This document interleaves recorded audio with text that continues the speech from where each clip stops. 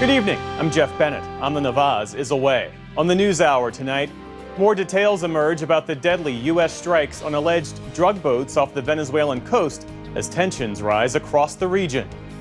An exclusive interview with Mohammed Ibrahim and his father after the teen, who is a U.S. citizen, spent 9 months in an Israeli jail. He even asked us, am I dreaming? Am I really out? We told him, yes, you're out. It's done. It's over. You're back safe with your family.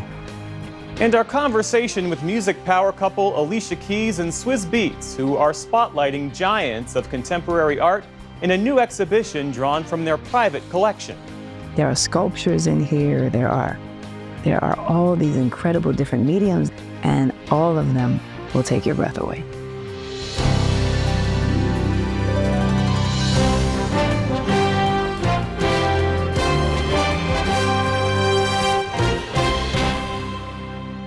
Major funding for the PBS NewsHour has been provided by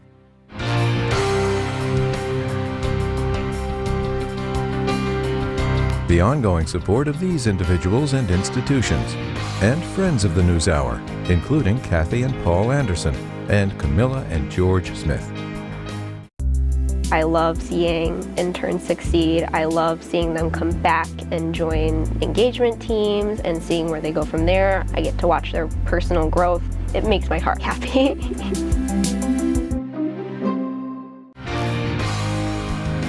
And with the ongoing support of these individuals and institutions.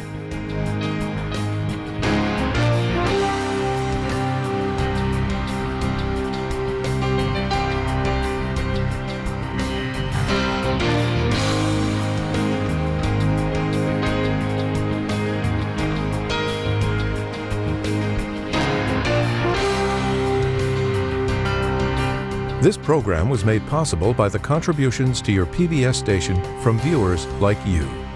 Thank you. Welcome to the NewsHour. It was the first attack in the Trump administration's new campaign in the Caribbean, and it has become the most contentious. A U.S. official tells the PBS NewsHour tonight the U.S. military struck an alleged drug boat 4 times on September 2nd. And today, President Trump and Secretary Pete Hegseth defended the attack, but also distanced themselves from the follow-on strike that targeted people who weren't killed by the first strike. Nick Schifrin joins us now. So, Nick, what have you learned about what happened on September 2nd? Well, exactly what you just said, Jeff. The U.S. military struck that boat on September 2nd 4 times, according to a U.S. official speaking to me today. The official said that after the first strike, there were people on board who were not killed. The second strike targeted them. The third and fourth strikes were designed to sink the boat. Now, why is this important? As of last week, all we knew from President Trump is that there had been a single strike on a boat that he said carried 11 narco-terrorists. Then last week, we learned of a second strike, was reporting in the Washington Post and others, but we didn't know until today that the military needed 4 strikes to destroy the boat, which will be crucial when it comes to the legality of these strikes. And also, as you said today, President Trump, Secretary of Hegseth, speaking at the White House today, really distancing themselves from that second strike to kill the people not killed by the first strike. And it was ordered by then Joint Special Operations Command Leader Admiral Frank Mitch Bradley. I watched that first strike live. As you can imagine, at the Department of War, we got a lot of things to do.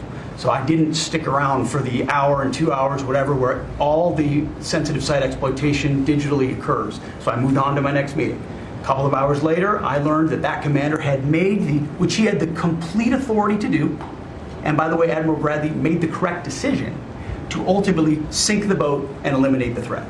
He sunk the boat, and eliminated the threat. I did not personally see survivors, but I stand, because the thing was on fire.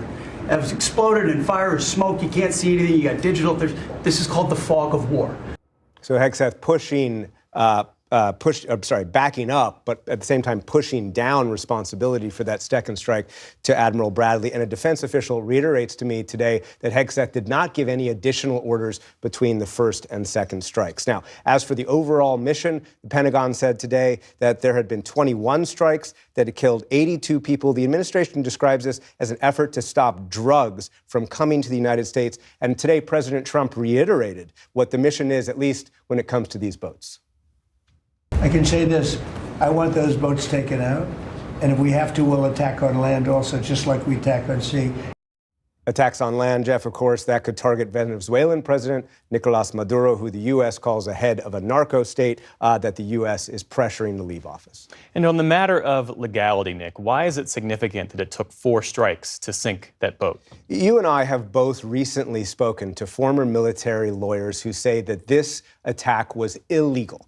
There are specific passages of the Geneva Convention that say people who are at sea, who are shipwrecked, even if they are combatants and their ship has been wrecked by a U.S. missile, must be rescued, not targeted. But if their ship is still seaworthy, if they still have communications, if they still are carrying drugs on this boat, well, does that change things? That's the question I posed to Jim McPherson earlier today. He's the former Navy Judge Advocate General, the former top uniformed lawyer in the Navy, also Undersecretary of the Army under the first Trump administration.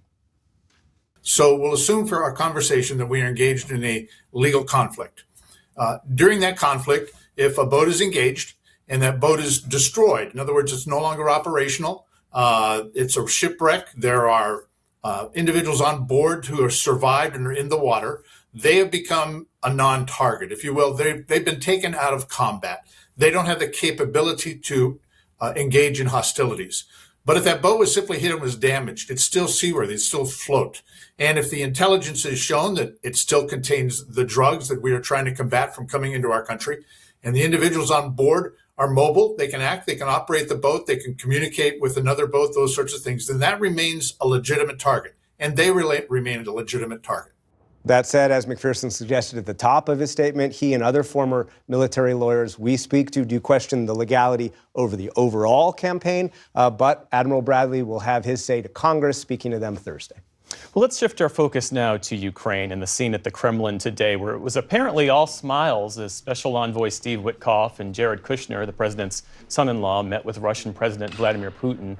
What do we know about what transpired? Yeah, you see it there. We have not received a readout from the U.S. side. The Kremlin says it was 5 hours long. Tonight, one Putin aide said there is no compromise over Ukraine yet. This aide saying there are some American developments that are acceptable, some that are not suitable, and peace, quote, is no closer, but no further away. Look, Ukrainian and U.S. officials do say that in the last 10 days or so they've been meeting, they have made progress toward this peace deal that the U.S. has been pushing Ukraine to accept. But at the same time, European officials tell me that the U.S. is still pushing one of the most difficult items for Ukraine, and that is giving up parts of the Donetsk province in eastern Ukraine. You see it flashing there, that Ukraine still holds and Russia has failed to capture despite 11 years of war. Earlier today, Ukrainian President Volodymyr Zelensky tried to portray Putin as the one blocking peace, but did endorse the U.S. outreach to Moscow. Putin, I mean, now he is thinking how to find new reasons not to finish this war. And we count on pressure from the United States. And they said that we have to work on this plan, and they will pressure on both sides. Of course, we wanted them to be more on our side, but okay, mediator. So, and they began to pressure both sides, and we supported the ideas. Mediator Witkoff and Kushner now fly to Europe from their meeting in Moscow to meet Zelensky. The Kremlin saying that peace is no closer yet no further away is quite a line. I mean, what does this all mean for the front lines right now in Ukraine? I mean, Zelensky himself has really admitted that it's difficult. And today, Russia claimed that it captured the city of Pokrovsk in eastern Donetsk. It's a key hub. Ukraine denied that. But look, take a look at this map with data from the Institute of Study of War. It shows multiple cities where Russia's making slow gains, even at great cost. Pokrovsk, Volchansk, Kupiansk. These are the cities that Putin is arguing to the U.S. we are inevitably going to take over militarily, so you should just push Ukraine to give them up diplomatically. Nick Schifrin reporting out 2 major stories today. Our thanks to you as always. Thank you.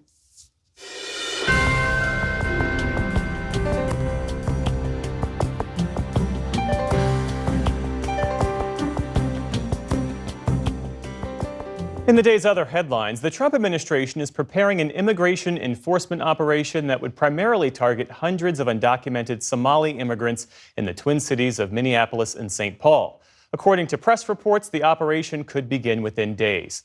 The move comes as President Trump has disparaged Somalis with increasingly inflammatory rhetoric, including in today's lengthy cabinet meeting at the White House. The president made a point of singling out Minnesota Democratic Congresswoman Ilhan Omar, who is Somali.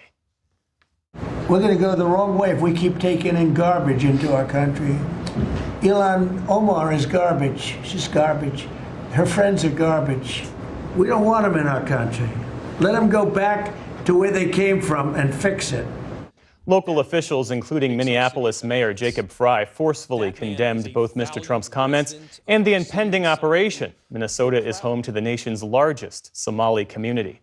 Michael Dell, the billionaire founder of Dell Technologies, and his wife have pledged more than $6 billion to the Trump administration, with the funds designated for investment accounts for children known as Trump accounts. We believe the smartest investment that we can make is an investment in children.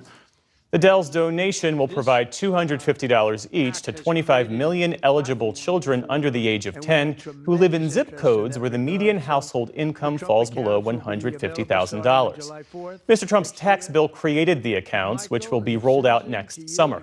Withdrawals from the accounts cannot be made until a child turns 18. The Pentagon today held its first briefing in nearly half a year as it faces bipartisan backlash over that September attack on an alleged drug trafficking boat in the Caribbean. The credentialed attendees were a host of right-wing media figures, including Laura Loomer and former Florida Congressman Matt Gaetz. Gaetz is now a host on the pro-Trump network OAN. It follows a major overhaul of Pentagon press rules this fall that required journalists to sign a restrictive new policy, and that prompted an exodus of traditional news outlets from the building. Millions of Americans woke up this morning to their first snow of the season as windy, icy weather rolled across the Northeast. The National Weather Service issued winter storm warnings across New England, where some areas have already received more than half a foot of snow. Several other states will see a mix of snow and rain, like in Pennsylvania, where wet, slushy conditions led to hundreds of accidents. The storm already hit the Midwest, creating more treacherous travel after the Thanksgiving holiday. This pileup in central Missouri yesterday brought highway traffic to a standstill. Forecasters say another storm could bring winter weather to the mid-Atlantic later this week. Turning overseas now to Israel. Forensics experts are examining what are believed to be the remains of one of the last two hostages inside Gaza.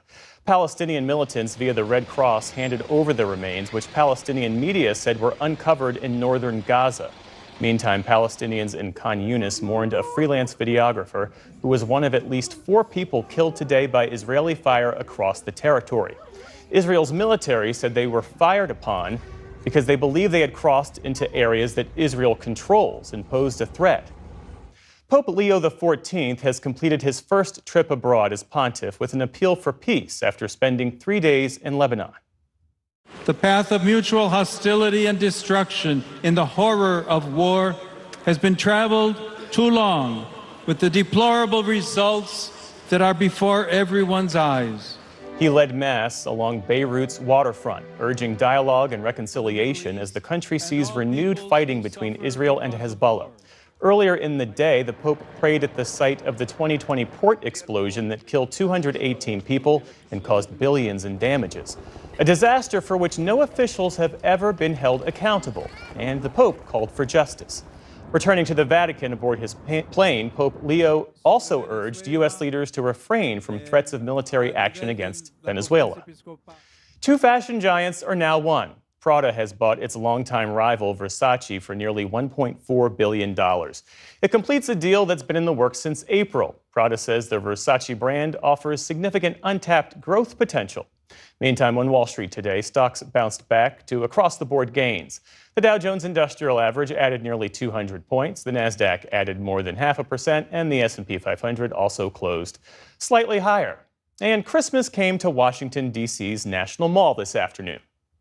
5, 4, 3, 2, 1. There you go. House Speaker Mike Johnson and the Nevada congressional delegation turned on the Capitol Christmas tree's nearly 6,000 LED lights, which glittered against its 23,000 handmade ornaments. This year's red fir stands 53 feet tall and is the first ever Capitol Christmas tree harvested from Nevada. The People's Tree, as it's called, has brightened the Capitol lawn for 5 decades. Still to come on the NewsHour, why more traditional 4-year colleges are offering 2-year associate's degrees. A new exhibit showcases the work of Black contemporary artists from the collection of musicians Alicia Keys and Swizz Beatz. And a group of elementary school journalists work to reverse falling test scores in decaying classrooms. This is the PBS NewsHour from the David M. Rubenstein Studio at WETA in Washington, and in the West from the Walter Cronkite School of Journalism at Arizona State University. The day before Thanksgiving was the real celebration for an American family living in the occupied West Bank. 16-year-old Mohammed Ibrahim was released from nearly 10 months in an Israeli prison, arrested in February in the dead of night at his family home for allegedly throwing stones at Israeli vehicles. His family was unable to speak or even see him for his entire detention. The American embassy advocated for his release after his health had declined. Finally, last Wednesday, he was freed. Amna spoke with Mohammed and his father for an exclusive sit-down TV interview. After more than 9 months in an Israeli jail, this was 16-year-old Mohammed Ibrahim's first hug with his father, freed and finally home. Back with his family in the occupied West Bank, he sat down with his father, Zahir Ibrahim, to speak to the NewsHour. So, Mohammed, I have to start with you because a lot of people have been waiting to hear from you. What can you tell us about how you're doing and what it's like to be back home? So good. I feel safe now. And I miss everyone and everything. What was the very first thing that you did when you arrived back home, Mohammed? I see my family. He gave everybody a big hug. That's one thing that he did. And Zahir, we saw that video of your first embrace with him after 9 months of being apart. What can you tell us about what that moment was like for you? It was probably the best day of my life, the best moment of my life, 9 months and a half, haven't heard his voice or seen him, so, it was like from hell to heaven, that second, can't even express my feelings about it. The truth, when we first gave him a hug, when you give him a hug, you can feel his body, his back, he's very, very, very skinny. And we took him to the hospital to have him checked, and he even asked us, am I dreaming? Am I really out? We told him, yes, you're out. It's done. It's over. You're back safe with your family. Mohammed was just 15 years old when he was arrested in February from his family home in the middle of the night, charged with throwing objects at Israeli vehicles. His father says U.S. pressure, as Mohammed's health deteriorated, helped secure his release. Most of these charges that they throw at these children are bogus charges. It was a pressure from the U.S. government and senators and congressmen. They played a big role in the release of Mohammed. At the end, when the U.S. Embassy visited Mohammed 3 weeks ago, and they called me and they said that Mohammed, I'm going to just tell you straight out, he's not doing good. He lost more weight and, physically, mentally, he looks ill. Even the U.S. Embassy feared for his life. He said he's not doing good at all. And that's when we've seen more movement, and that's when the lawyer went in. And things changed, So then they said, before something happens to him, he has to be released, and he got released. We should underscore here, Mohammed is a U.S. citizen, right? Do you have an explanation that's satisfying to you about why it took U.S. authorities over 9 months to get him released? Ambassador Huckabee called me, after the release of Mohammed, and he says, I'm sorry it took so long, It's something we've been working on from day one. We didn't expect it to last this long. But I really think if the U.S. State Department wanted Mohammed released from the beginning, they could have put more pressure from day one. But I think they just let it slide till, months and months and months. But when they seen his health, it was getting worse and worse and worse. And as you can tell from the pictures, the before and after for Mohammed, before he got arrested and how he walked out, there's a big difference, His face size, his body, his weight, if you just by the pictures, they say a lot of words. And what's sad is all everybody in jail is the same situation. You have another 300-400 kids in there that's going through the same thing that Muhammad was going through. Back home, he is surrounded by family, showering him with love and plying him with home-cooked meals after the teen lost significant weight over the last several months. Their food is basically junk and barely enough to survive. Scabies, stomach virus, they went through a lot. When he told me what they went through, it's hard to believe that, this country will do that to individuals, starve them almost to death. He had one of his mates that was in his same cell, his same age that died in front of him in jail. Zahir, just to clarify, are you saying that Muhammad saw another teenager who was with him in prison die in front of him? He died in front of his eyes. He had the scabies, and he had a real bad stomach kind of virus, and they asked for medical attention, but they never get it. So at one point he just fainted and fell to the ground, and that was it. And they asked for medical attention for him, and he didn't get nothing. Then they pronounced him dead. So this happened in front of his eye, and this is a kid that was in his room. The boy was 17-year-old Walid Khalid, a Palestinian teenager who died in Israeli custody in late March. And just moments after he was freed, Muhammad learned his cousin, 19-year-old Palestinian-American Saifullah Masalit, had been beaten to death by Israeli settlers in July while Muhammad was in prison. That was hard for Muhammad. When he got the news, it was like, it was very hard. We had to stop the car. He couldn't breathe. It was like, we had to put water on his face.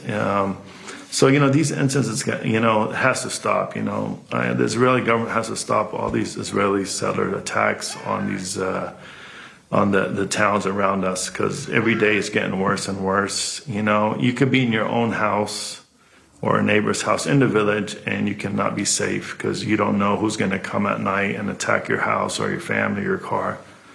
So this is the life that they live every day now here. Every day for Muhammad now means rebuilding his new life and reconnecting with the old one. Muhammad, we've also seen video of you reconnecting with your friends back in the United States, talking to them on the phone. Can you tell us what you talked about with them, what that was like? It was so good. I talked about them, about the jail, about anything, about everything. I ate and everything. And Zahir, I know Muhammad turned 16 while he was in detention. And your family told us earlier you didn't celebrate his birthday, obviously, while he was still in jail. Do you have plans to celebrate his birthday now that he's free? He just has to wait till his next birthday, maybe. It's good. We'll do a birthday every day for him as long as he's home, and that's, his grandmother's birthday was today, so we brought him cake for them today, so he got his cake today. After everything you've been through, what's it like to have him sitting there next to you? Oh, it feels good, and, as a father, my duty is to keep him safe, and make sure he stays safe. And, get his weight back up and get him back to the States where he can, he missed a year now of school, so he has to catch up on studying, get his driver's license, get his part-time job, and, start his life. Well, we know you're anxious to spend as much time as you can with him. We'll let you get back to that. We thank you so much for taking the time to speak with us today. That's Zahir and Muhammad Ibrahim. Muhammad, welcome back home. Thank you. Thank you.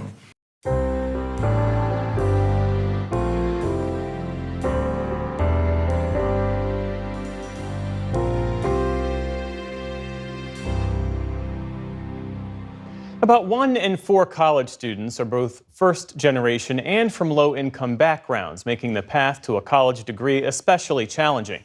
At Boston College's Messina College, a new 2-year fully residential associate's degree program A wide range of support is helping change that. John Yang visited the Brookline, Massachusetts campus to learn more as part of our ongoing series, Rethinking College.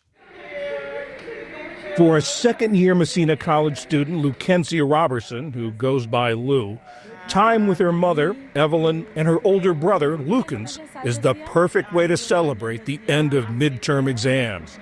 While she misses home and her close-knit family, she says she felt comfortable the very first time she set foot on this campus when she was a high school senior. I came home to my mom and I was like, Mom, this is where I want to be. This is where I feel like I belong. And having seen her mother deal with health issues, she knew what she wanted to do, study to become a nurse. That motivated me to want to be in the healthcare because I want others to know that they're not alone in the hospital. Messina is the 2-year associate degree program of Boston College, a nationally ranked private liberal arts school. If students finish Messina with a 3.4 grade point average or better, they're guaranteed a spot in BC's bachelor's degree program. Messina enrolled its first class in 2024, and 96% returned this year. Messina College is tailored for low-income and first-generation students, the very students, research shows, who are least likely to finish college. The big reason for that is lack of familiarity with the unwritten rules of college life, things like office hours, networking, and balancing work and academics, and they don't have anyone in their families they can turn to explain it. At first, I was like, office hours? Is it an office? It was an office with, I don't know, timing.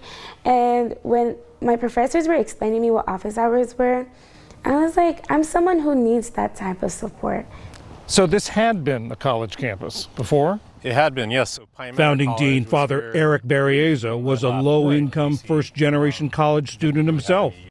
It was a sink or swim model. You sort of figured it out or didn't.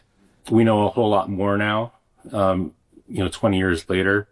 And I think what we know is there's scaffolding of support that we can offer. It includes a generous need-based financial aid program that limits loans to $2,000 a year.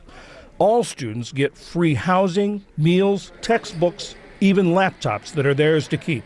In my college experience, the residential piece was critical because, there's so much that goes on after your class time that students need to be part of, and that contributes to their formative experience at a Jesuit university, but any university for that matter. There are similar programs at a small but growing number of private 4-year liberal arts universities, many of them religiously affiliated. We need more strivers. We need more lower income students, more first generation college students, because that is what America is. Professor Anthony Jack, also a first generation graduate, studies higher education leadership at Boston University. My question is, have we extended the invitation without preparing for the occasion? We are extending invitations to eager, able, excited youth to become members of our community, but are we doing the necessary work to make them be able to be just that, full members? Boston College spends about $40,000 a year per Messina student. Not every school can afford that kind of investment. And it's not just providing what people normally think of when it comes to being on campus. It's all the other support services that are needed to make sure that, again, you're not just meeting students where they are, what kind of services they need, but also when the services are offered. Given the population of students have responsibilities that your traditional 18 to 21-year-old does not. Messina enrolls only 100 new students a year. Small class sizes allow professors to foster students' confidence and academic success. Attendance is closely monitored. A missed class triggers a check-in call. The academic year runs from July to May. That gives first-year students the summer to adjust to campus life. It also reduces the number of classes students take each semester. It doesn't matter who gets first, second, or third. Brianna Diaz is a psychology professor and student advisor. She, too, was a first-generation college student. We go through these hidden curriculum things. How should you advocate for yourself to your professor? How should you study? What do you do if you fail? that's probably going to happen in college, and how can you bounce back in a productive way? Associate Director of Student Success, Genevieve Green, knows that every student has individual strengths and challenges. And a lot of them have worked, or they're helping out at home, they've got a lot of responsibilities, and so they're not necessarily used to asking for help. So our primary goal is really just to get to know every student. They joke with us that we know their blood type, but get to know them really, really well so that we can tailor a plan that really works for them. Second-year student Michael Mello is majoring in applied psychology and human development. To be honest, college wasn't something that was in my mind. His mother died in the summer before his freshman year in high school, leaving him and his older sister on their own. He worked as many as 30 hours a week to help support them. His grades suffered. But instead of defeating him, he says the hardships motivated him. It ruined me, but it made me into a better person, because the reconstruction that it built, where I realized that I need to be present, I need to also be there, I need to do as much as I can to kind of get to that next step, get to that next milestone, to become my own legacy. With his anticipated BC bachelor's degree, Mello wants to be a therapist. Just interacting with people that are either already went through college or people that have aspirations to be something, it's like almost inspiring to listen to. This semester, Lou Robertson is taking nursing classes at BC's main campus. At first, she was intimidated. I have classes with both Massena and Boston College students. We're both struggling the same way. At Massena, she's tutoring first-year students who also want to be in the medical field. Making sure that they understand it kind of gives them like a clear understanding what they want to do for their future. Sort of passing it along. Yeah, fascinating, yeah. Faculty say they see that sense of purpose in many students. There is a lot of intention behind why they're here. There is a lot of richness that the identity, I think, First Gen carries with them. And they're changing the broader BC community. Boston College needs you, and your perspective and your identity and your lived experience is really important. Do you think, or do you hope, things that you do here will also influence BC?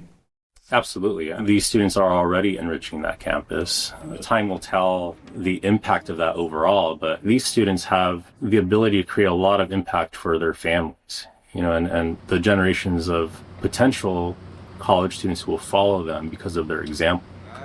Growing up in Haiti, Lou Robertson's mom didn't have the chance to go to college, so seeing her daughter as a college student is a dream come true. Do you think she's going to make a good nurse? She'll be a good nurse? Yes, good nurse. When I'm come here, everybody tell me, you can see her is a good student. She's wonderful. And just the sort of student whose life Massena College has the potential to change. For the PBS NewsHour, I'm John Yang in Brookline, Massachusetts.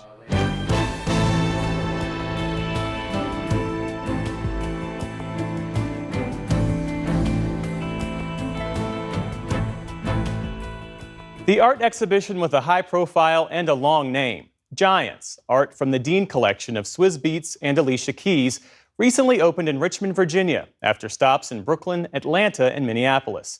Celebrating the contributions of contemporary artists, it spans 20th century icons like photographer Gordon Parks to today's emerging talent. I sat down with the music power couple behind the exhibition, Alicia Keys and Kasim Dean, better known as Swizz Beatz, about how they became art collectors and the meaning behind this expansive collection. It's part of our Arts and Culture series, Canvas. This is no ordinary museum opening celebration, because what's inside the Virginia Museum of Fine Arts is no ordinary collection. The exhibition is called Giants, and the couple behind it are giants in music who are now reshaping the art world, Alicia Keys and Swizz Beatz. Alicia Keys! She's a 17-time Grammy Award-winning singer, songwriter, and producer. Since her debut album, Songs in A Minor, Alicia Keys has sold more than 65 million albums and generated over 5 billion streams worldwide. Her Broadway musical, Hell's Kitchen, has earned multiple Tony Awards and a Grammy. And Swizz Beatz, real name Kasim Dean, is a DJ, entrepreneur, and Grammy-winning producer behind some of the biggest songs in hip-hop, R&B, and pop, working with artists like DMX, Jay-Z, Beyonce, and Busta Rhymes. Together, they've built the Dean Collection, now one of the most significant private collections of contemporary art in the world. They took a private tour of the exhibit, seeing it installed for the first time.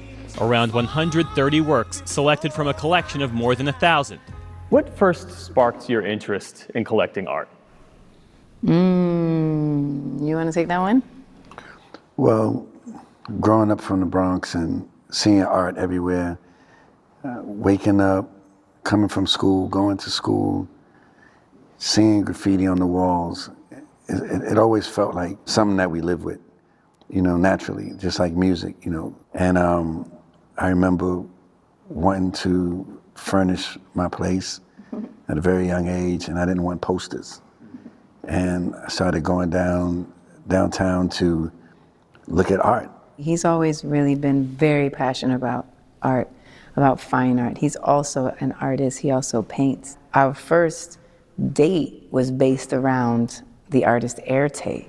And so he's always been bringing this into my life, and that was how I started to even understand, wow, we can do this. We can collect these gorgeous, powerful pieces of artists that we can relate to and that are so unique and masters of their craft. And that was how we started to put together the Dean Collection. Do you remember the piece or even the feeling that set you on the path to want to build this collection together? I think the first piece was a 30-foot sculpture. Yeah. She was ready at that time. Right? Yeah. Let's build the Dean Collection. Yeah, that's right. Yeah. It would have been that piece, which is a huge, huge, huge work. 30-foot sculpture, all wood. We got it into our house, and they had to take off the entire side of the house, the bricks and everything. Oh, I thought you meant the side of the piece. You mean the side of the house? The side of the house. In order to get it into the house, they had to take off the side of the house. That was what started this idea that we can express in giant ways. Like, we don't have to have a tiny, small painting. We can have those as well as huge pieces like this Amy Sherald. Deliverance. I mean, this, and we were talking about this earlier, the audacity of these pieces, it's phenomenal. It's phenomenal. What does that mean to you? What does this Amy Sherald piece, Deliverance, mean to you, Swizz? It means that she delivered a hell of a work. You didn't know this was coming? No way. She didn't even say it was ready. She said, you might want to come to my studio. Canceled everything, went to the studio, go upstairs, and turn the corner, and it's these two bikes, and I almost fainted. And she said, doing this work for the Dean Collection allowed me to have some fun and do something I wouldn't normally do. Right, so two guys wheeling on a bike, and she said from living in Baltimore, she used to see the Rough Riders, which is my family's company, ride bikes all through her block. And she always wanted to do something to show, respect for that. There are paintings, photographs, and sculptures throughout the exhibition displayed thematically on the shoulders of giants, giant conversations, and giant presence. The coolest thing about the Dean Collection is because we're both artists. There's so much love and understanding that we have about what it takes to make art. And so what he's describing, this studio visit, is not something that's unfamiliar. This happens all the time. Or transactional. Yeah, it's never transactional. Like, there are real relationships that are created because of the respect between artist to artist. Yeah. And that is such a beautiful thing. But it's not until you walk in the space that you can feel what it means and what it feels like. And not only because so many of the works are oversized, but because it's emotional, it's genuine, it's personal, but it's also like powerful. It's like, it has all these pieces. It's a family. One member of that family whose work anchors the exhibition is Titus Kaphar, known for reworking art history to center black subjects long erased from it. We had to fight for 80% of these works in the show. It just... You mean fight to acquire them? Or? Yes, you would think that if you can afford something, then it's available. It doesn't really work like that. There's waiting list, and there's the museums, there's a whole bunch of different things. The biggest part was building up our relationship with the artists, and even letting the galleries and the museum know, like, hey guys, we're not flipping art.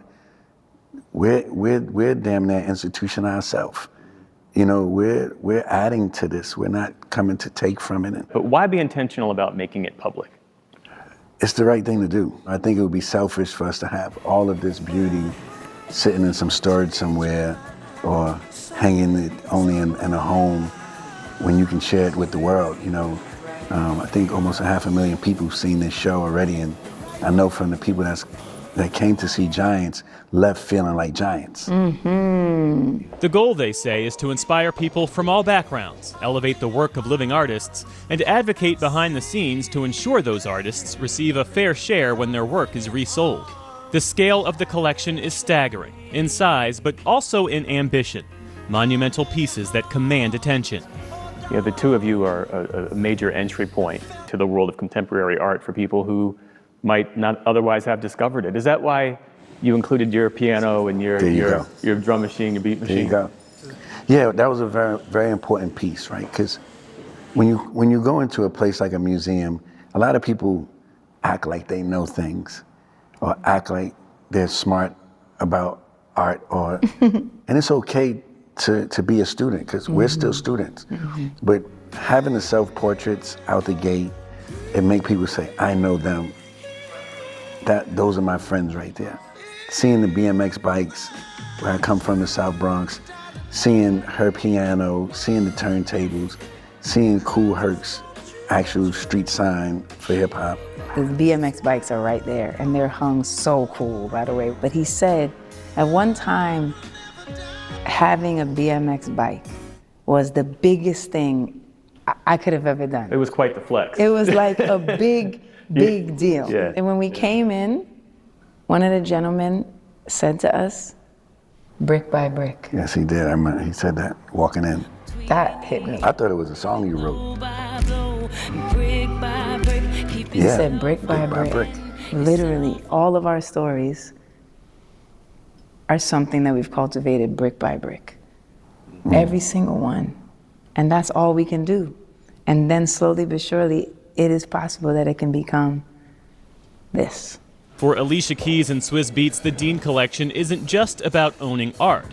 It's about expanding who gets seen inside institutions that weren't always accessible, and ensuring the next generation walks in not as outsiders, but as giants. We'll be back shortly, but first take a moment to hear from your local PBS station. It's a chance to offer your support, which helps to keep programs like this one on the air.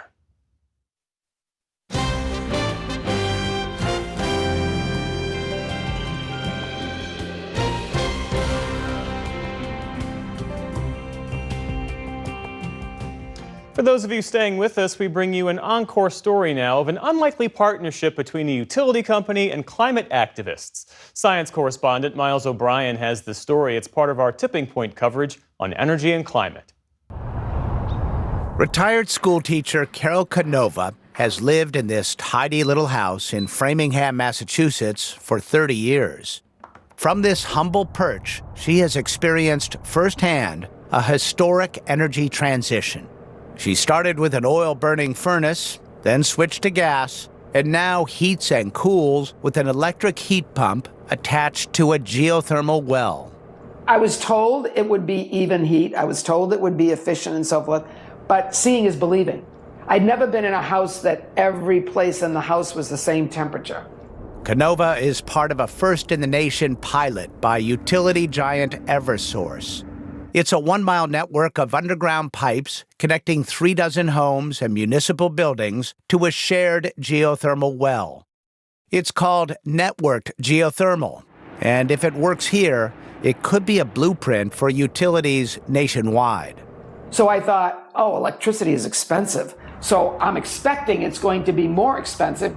What I find out is it's overall cheaper. Heat pumps live up to their name. They move heat.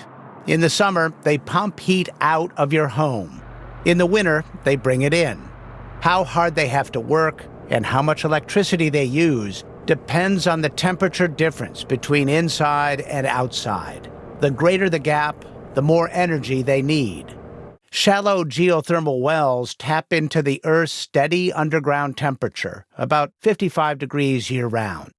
Water with antifreeze circulates through buried pipes, absorbing or releasing heat at that consistent temperature. A heat pump paired with a geothermal well has less work to do and is far more efficient no matter the weather above. The catch? Drilling a geothermal well is very expensive, but none of the volunteers in this project paid a dime for either the well or the heat pump. Everything else is buried and underground, except for the heat pumps. Nikki Bruno is an Eversource VP. So right outside this building is what we call the main bore field. Those bores are 600 to 700 pipes that allow the water-based fluid to circulate and exchange energy with the underground. Besides many homes like Carol's, heat pumps attached to the geothermal network are in use at a school administration building, a fire station, and a public housing development. It's an $18.6 million project that comes amid significant changes in regulations. Massachusetts and the other states in the Eversource territory have aggressive climate goals and mandates. How do we start offering something different? How can we produce a decarbonized product for our customers while keeping, safe, reliable, and I'll say as affordable as possible? The idea was born of an unlikely partnership between utility executives and climate activists. Among them, Zainab Magavi, the executive director of the nonprofit HEAT, the Home Energy Efficiency Team. It's a grassroots group that started out by banding together to insulate their homes. We really became aware of kind of a rock and a hard place problem, where we have a gas system that actually we have pipes in the ground from President Lincoln's time. Their focus on creaky, leaky gas pipes led them to a moment of insight and inspiration. The ground, the bedrock, the water, all around us is thermal energy, which we can tap. And that's kind of an exciting, awakening thing to realize. We could potentially build a utility street by street. This infrastructure would be, in a way, like the roots of our new energy system, right? Even federal researchers are bullish. A study by the Oak Ridge National Laboratory found that mass adoption of geothermal heat pumps could reduce the demand for electricity by 13% in the next 25 years. But the idea isn't new. This is our living laboratory. Cornell University engineering professor Jeff Tester built his home in Ithaca, New York, as a living lab of efficiency. For about 25 years, Cornell has harnessed a natural thermal engine to keep its campus cool. A district chilling system taps 39-degree water from the depths of Cayuga Lake to cool more than 100 buildings. Now the university is looking to go deeper and warmer. Jeff Tester is the principal investigator on a groundbreaking project to introduce geothermal heating to the campus. In 2022, his team drilled a nearly 2-mile-deep test borehole to assess the available heat resources here. I feel like I've been training all my life for the day when we actually would see this happen on a campus like Cornell. But he's still waiting, looking for money to build a geothermal network of pipes filled with hot water to heat the campus. He says society places great value on fossil fuels and electricity. But heat is not viewed that way in the same way. And I think we need a fairer system of what I refer to as an equivalent way to actually look at the benefits from clean heating versus clean electricity versus clean fuels. The Trump administration apparently does value geothermal. Energy Secretary Chris Wright consistently emphasizes it as a priority, making it the only renewable energy source currently in favor. It's something we can agree on. It's the ground beneath our feet. It turns out we have common ground. And it appears to be growing. Plans are now in place to double the size of the Framingham geothermal network starting next year. Common ground may be hard to find these days, but perhaps it's not far beneath the surface. For the PBS NewsHour, I'm Miles O'Brien in Framingham, Massachusetts.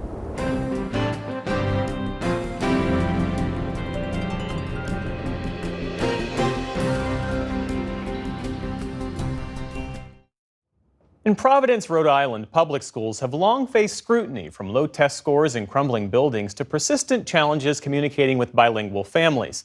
But as Ben Burke of Ocean State Media reports, one city elementary school is pushing back against that narrative thanks to a team of young reporters. Should it be the goodbye and then a fun fact, or should it be the fun fact and then a goodbye? It seems like a little thing, but it's not when we start to put the video together. Goodbye, fun fact, then joke of the week. Yes. Does everyone agree with that? Yeah. At the Alfred Lima Elementary School, the news day begins with a morning meeting.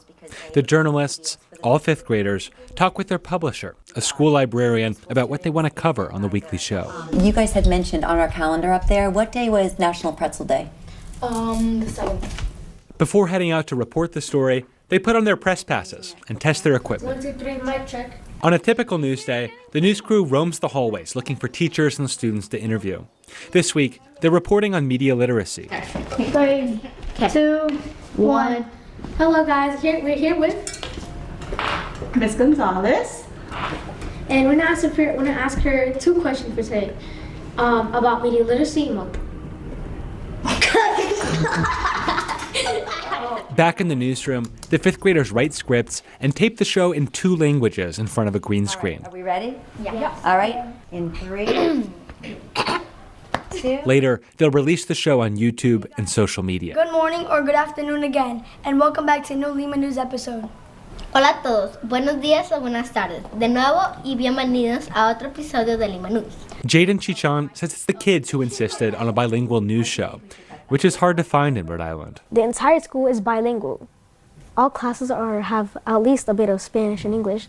We want everybody to know about the news, so everybody's informed. The Lima News crew has been putting on a weekly show for about 4 years now. Nerea Estrada, another fifth grader, says their mission is simple. We inform people, students or teachers about what's happening in the school, because some teachers or kids or students don't know what's happening. But the Lima News crew has a bigger scope than students first anticipated. Last year, the crew landed interviews with Rhode Island's biggest power players. Now we're here with another special guest. We have Governor McKee. Yeah, that's very good. What's it like being a governor? A lot of people want to know. A lot of people want, you want to be governor? No, but.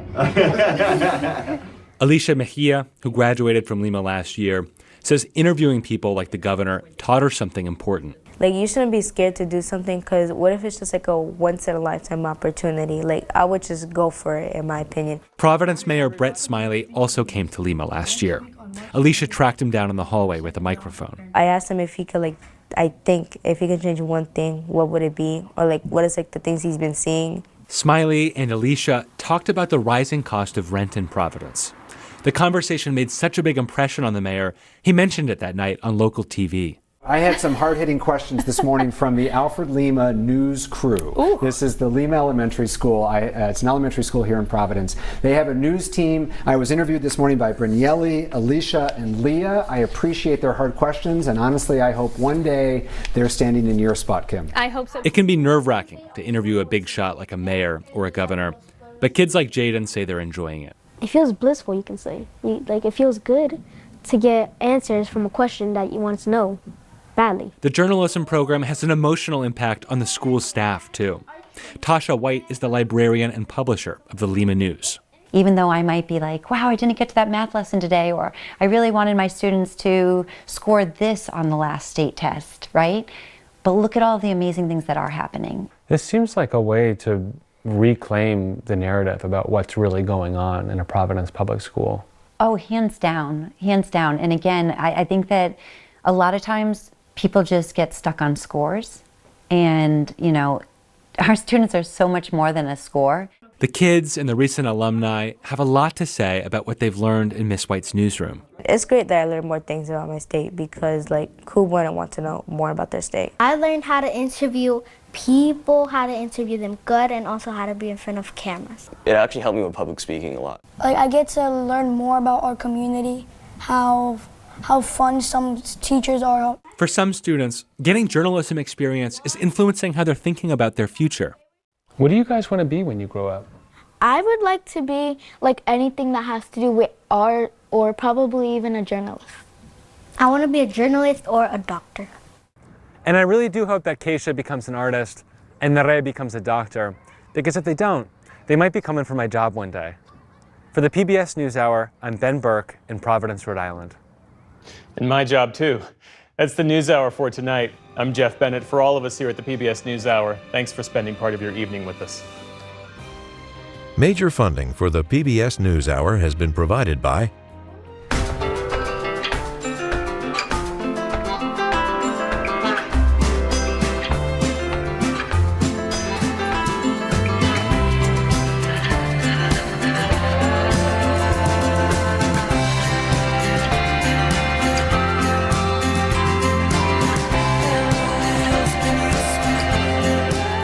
moving our economy for 160 years. BNSF, the engine that connects us. the William and Flora Hewlett Foundation. For more than 50 years, advancing ideas and supporting institutions to promote a better world. At hewlett.org.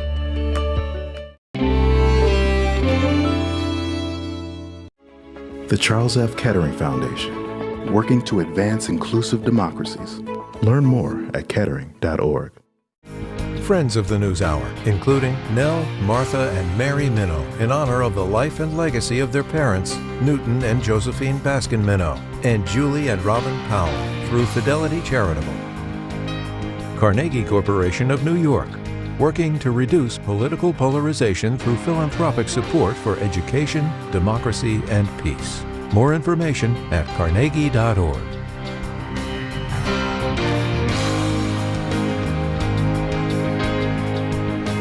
And with the ongoing support of these institutions. This program was made possible by the contributions to your PBS station from viewers like you. Thank you.